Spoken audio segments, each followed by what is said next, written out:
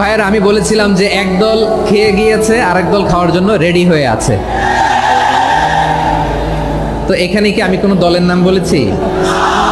আমার গত সপ্তাহের যশোরের আলোচনার একটা লাইনকে কেন্দ্র করে আমাদের অনেক রাজনীতিবিদ বন্ধুরা অনেক ক্ষুব্ধ প্রতিক্রিয়া দেখাচ্ছেন। ওই কথাকে নিজেদের গায়ে টেনে নিজেদের গায়ে মেখে ওনারা ক্ষুব্ধ হয়েছেন।